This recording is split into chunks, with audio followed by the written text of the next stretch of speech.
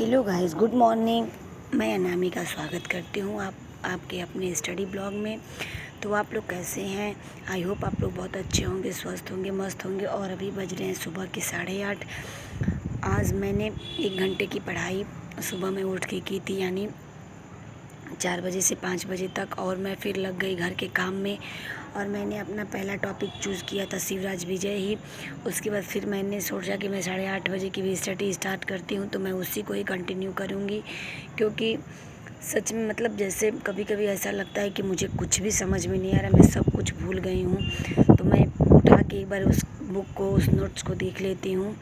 तो मैं आज का टॉपिक को इसी को रखूँगी, क्योंकि मैं सोच रही हूँ कि जब तक मुझे अच्छे से कोई चीज़ कवर ना हो जाए तब तक मैं उसे ना छोड़ूं। और फिर मैं एक सारा काम धाम करने के बाद फिर मैं 8:30 बजे बैठ गई थी स्टडी करने के लिए। सच में यार, मतलब पीछे कुछ छूट जाता है। जब समय पे आप नहीं उठ पाते हैं, नहीं कर पाते हैं, तो आपको बहुत अफसोस होता है। वही चीज़ मेरे साथ है। बच्चों की छुट्टी 2-3 दिन से है, और जब घर में बच्चे होते हैं या फिर हस्बैंड की छुट्टी होती है तो उतना समय नहीं मिल पाता है। सारा दिन कुछ ना कुछ लगा रहता है। और फिर सब लोग इधर शोर करते हैं, उधर शोर करते हैं। जब तक मन स्थिर नहीं हो, आप शांत मन से नहीं होंगे, स्टडी नहीं हो पाती है। बिल्कुल मन भी नहीं लगता है, जैसे लगता है कि मतलब मन घबराहट हो रही है। और सब लोग जब ऑफिस से हस्बैंड ऑफिस चले जाते हैं, बच्चे स्कूल चले जाते हैं, तो वो टाइम जो है ना, वो टाइम पीरियड ऐसा होता है कि मतलब आपको बहुत शांति मिलती है, सुकून मिलता है। मतलब आप सुकून इसलिए मिलता है कि हम पढ़ाई अच्छे से कर पाते हैं, क्योंकि हम लोग ऐसा खोजते हैं कि हम लोग को थोड़ा शांत माहौल मिले, हमें पढ़ाई करने में थोड़ा अच्छा लगे। तो इसलिए, और यहाँ पे मैं जो पढ़ाई कर रही हूँ उसमें थोड़ा सा प्राकृतिक वर्णन है। तो मैंने सोचा कि चलो, जैसे मैं खुद से पहाड़ और झरना और फिर बगीचे सब बना के मैं खुद से करूँगी तो थोड़ा सा अच्छे से मेरी स्टडी हो पाएगी। क्योंकि जब आप कोई भी चीज़ क्रिएटिविटी के साथ करते हैं और ख़ुद से करते हैं तो वो चीज़ आपके माइंड में बिल्कुल अच्छे से बैठ जाती है। और जब आप उसको खोलेंगे तो आपके माइंड में क्लिक कर जाएगा कि मैंने ऐसे यहाँ पे लिखा हुआ था। तो फिर इसीलिए मैं सोचती हूँ कि चलो, जो जो टॉपिक ऐसे होते हैं तो मैं उसे ये सोचती हूँ कि मैं खुद से करूँ, ताकि मुझे परेशानी ना हो। और मैंने इतना मतलब यानी 14 पैराग्राफ मैंने आज पढ़ लिया था। देखिए, मैं यहाँ पे खुद से बना के पढ़ाई कर रही हूँ। और अभी बज रहे हैं 9:30, क्योंकि फिर मुझे अब जाना था। फिर बच्चे उठ गए थे, उन लोगों को दूध भी देना था और ब्रेकफास्ट भी बनाना था सबके लिए। तो फिर मैं यहाँ पे इडली का जो पेस्ट होता है मैं उसे भिगा दी थी। अब मैं आ गई हूँ ब्रेकफास्ट बनाने के लिए। सच में यार, हाउस वाइफ की ज़िंदगी में इतना स्ट्रगल है ना, चाहे वो कि 2 घंटा 4 घंटा आराम से बैठ के पढ़ सके तो नहीं हो पाता है। कुछ ना कुछ कोई ना कोई, कुछ कभी कुछ काम, कभी कुछ काम। और आज के समय में ऐसा है कि किसी का ब्रेकफास्ट करने का टाइमिंग भी सेम नहीं है। कोई कभी करता है, कोई कभी करता है। तो इसलिए बिल्कुल समय, मतलब अगर हम चाहें कि 8-10 घंटे की पढ़ाई बैठ के कर लें, यानी 2-2 घंटे का स्लॉट बना के कर लें, नहीं हो पाता है। और इसलिए मन में बिल्कुल मतलब इतनी अंदर से घबराहट होती है ना कि काश इसके लिए कोई माने या ना माने। देखिए, पछतावा तो होता है, कभी कभी पछतावा होता है कि काश मैंने इसे अच्छे से पहले कर लिया होता तो आज इतना स्ट्रगल नहीं करना पड़ता।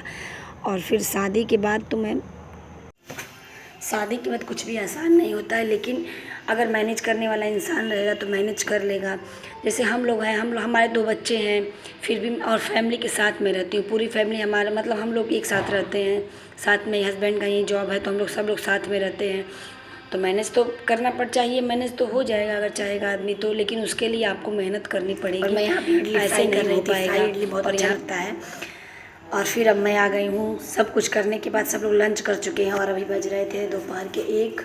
तो मैं बाबू से बोली कि चलो तुम भी में बैठ जाओ, पढ़ लो, साथ में हम लोग पढ़ाई कर लेंगे। क्योंकि ये बहुत नाटक करता है, जल्दी बैठना था नहीं पढ़ने के लिए। इसका माइंड बिल्कुल मतलब शार्प है, ये अच्छे से सब कुछ कवर करता है, लेकिन ये बैठता नहीं। अगर आप 1 घंटे में बोल दें इसको 2-3-4 चैप्टर तुम तैयार कर लो, ये कर लेगा।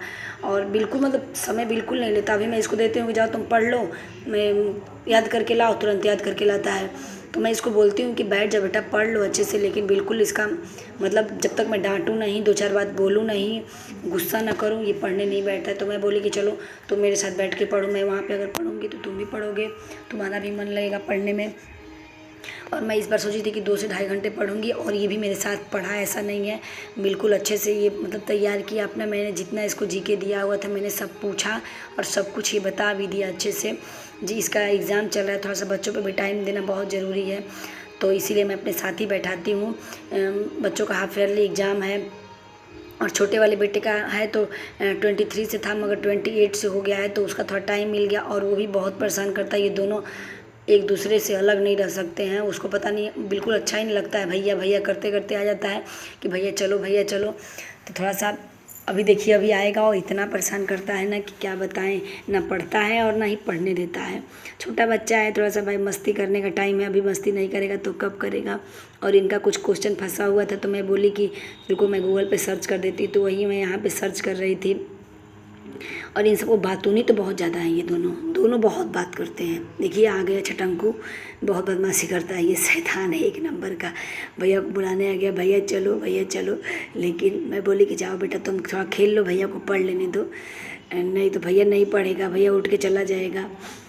बहुत शैतानी करते हैं दोनों, मगर अच्छा है, अच्छी बात है। और मैं फिर यहाँ पे शिवराज विजय मैं आप लोगों से बताई थी कि मैं इसी को कवर करूँगी। मैं फिर यहाँ पे शिवराज विजय में लेके बैठ गई हूँ। मैं सोची हूँ कि मैं जल्दी इसको थोड़ा कवर कर लूँ। इसमें मतलब यानी 35-36 पैराग्राफ होंगे, तो मैं सोची चलो मैं उसको जल्दी 2-3 दिन में कवर कर लेती हूँ अच्छे से। उसके बाद फिर मैं नेक्स्ट बुक अपना उठाऊँगी। और क्या बताऊँ मैं, मुझे जीके की भी तैयारी करनी है, जनरल नॉलेज भी पढ़ना है, तो वो तो मैं खान सर के चैनल से ही पढ़ती हूँ, जो कि मुझे बहुत अच्छा लगता है पढ़ने में, बहुत मुझे इंटरेस्ट आता है। मैं मज़े के साथ मतलब उनकी क्लास में बहुत इंटरेस्टिंग के साथ उनकी क्लास करती हूँ, उनकी क्लास बहुत इंटरेस्टिंग होती है। तो अभी मैं ये करने के बाद फिर इंग्लिश भी मैं वहीं से पढ़ती हूँ। मतलब यानी मैं जीके अभी इस टाइम जीके में मैं ये जियोग्राफी, हिस्ट्री और क्या बोलते हैं इंग्लिश, ये 3 सब्जेक्ट को मैं लेके चल रही हूँ। नहीं, और एक है क्या बोलते हैं पॉलिटी। ये 4 सब्जेक्ट को मैं 4 घंटे इसके लिए समय देती हूँ और 2 से 3 घंटे मैं अपने संस्कृत के लिए समय देती हूँ, जो कि मतलब समझिए तो रिवीजन ही है, मगर मैं डीपली भी फिर भी मैं डीपली पढ़ाई करती हूँ कि एक बार मैं फिर और डीपली पढ़ लूँगी, जब तक एग्ज़ाम आएगा फिर मैं रिवीजन करूँगी। और मैं एक आध मूक लगाती हूँ। और यहाँ पे बाबू मेरे ईयरफोन का रबड़ सब मतलब चूहे की तरह कुतर के फेंक देता है, चाहे कि मेरा एक भी ईयरफोन मिल जाए। ये मेरा 3rd ईयरफोन का ये मैं रबड़ लगा रही हूँ, बचता नहीं है ये, कितना मैं छुपा के रखूँ मेरे तोड़ ही देता है ये। और बाबू यहाँ पे अपना पढ़ाई कर रहा था, मैं यहाँ पे अपनी पढ़ाई कर रही थी। और आप लोग इस वीडियो में लास्ट तक बने रहिएगा, मैं आप लोगों को कहीं ले जाने वाली हूँ। और सच में गंगा माता हम लोग इतने उफान पे हैं, मैं आप लोगों को घुमाऊँगी। और जियोग्राफी में मेरा जो चल रहा है वो है एस्ट्रोनॉमी, जो कि मेरी कंप्लीट हो चुकी है। और अभी मेरी जो है नदियाँ और पहाड़ चल रहे हैं, जो कि मुझे ये कंप्लीट करना है। और आप देख सकते हैं कि ये है गंगा का, कितनी तेज़ लहरें चल रही हैं। हम लोग में बाढ़ बहुत तेज़ आया हुआ है इस टाइम, दिखा रहे हो, देख सकते हैं ये मेरी गंगा नदी है। और यहाँ पे गंगा की लहरें आप देख लीजिए, कितनी तेज़ लहरें हैं गंगा की। कितना आवत हुई में देखिए, वो नाव चल रही है क्या, वो हट जलच देखिए वो नाव चल रही है क्या। बच्चों को बहुत जाने का मन था तो हम लोग लेके चले गए, कहीं चलो थोड़ा दिखा देते हैं। बच्चों को भी ये सब चीज़ें दिखानी बहुत ज़रूरी है, क्योंकि आप बच्चों को एक जगह बैठा के नहीं रख सकते हैं। हम लोग तो थे जब गांव में, मैं तो गांव से हूँ, मगर हम लोग सब कुछ देखते थे तो बहुत मज़ा आता था। तो बच्चों को भी ये सब चीज़ें बहुत दिखानी ज़रूरी है। तो मैं सोची चलो तुम लोग घुमा लाती हूँ। उसके बाद अभी हम लोग आ गए वहाँ से, फिर मैं चाय बनाई और सबसे पहले मैं सबको जलेबी दी पानी पीने के लिए, क्योंकि शाम हो गया था, 5 बज रहे थे। और मैं आप लोगों से सच बताऊं तो मेरी इस टाइम जो है नाइट में 9 बजे के बाद मैं पढ़ नहीं पाती हूँ बिल्कुल।